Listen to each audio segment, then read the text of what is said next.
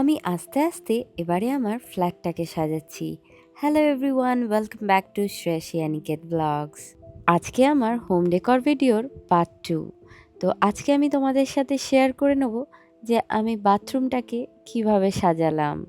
Basically এই ফ্ল্যাটটাকে আমরা ফার্নিশডই পেয়েছিলাম, তার জন্য আমি খুব একটা কিছু কিনে এই ফ্ল্যাটে সাজাইনি।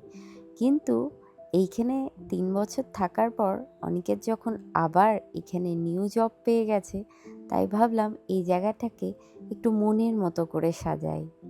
অ্যাজ ইউজুয়াল তোমরা জানো আমাকে হেল্প করছে আমার মেয়ে ডেইজি। ও সবসময় আমার সাথে থাকে।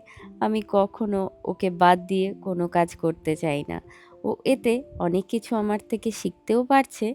তাই জন্য ঘরের কাজে ওকে আমি সবসময় ইনভলভ করার চেষ্টা করি। এতে কিন্তু আমি দেখেছি ডেজি খুব খুশি হয় যখন ও আমাকে হেল্প করে। অ্যাকচুয়ালি এই ফেজে কিন্তু বাচ্চারা খুব ইজিলি বোর হয়ে যায়। তো যখনই আমরা মা বাবারা বাচ্চাদেরকে কাজে ইনভলভ করে নিই, ওরা কিন্তু অত বেশি বোর হয় না। আর তার সাথে ওরা অনেক কিছু শিখতেও পারে, অ্যান্ড দেন খুব ভালো একটা বন্ডিংও ক্রিয়েট হয়। ও আর এতদিনে তো তোমরা জেনেই গেছো আমার নেচার কতটা পছন্দ, তাই জন্য আমি একটু প্ল্যান্টস অ্যাড করেছি।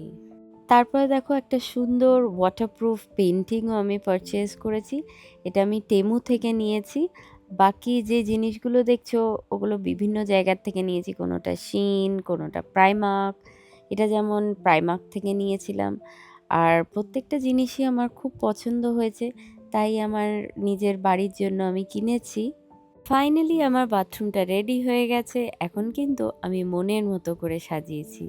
আর তোমাদের এই ভিডিওটা কেমন লাগলো অবশ্যই জানিও কমেন্ট সেকশনে। তোমাদের কমেন্টস পড়তে কিন্তু আমার খুব ভালো লাগে।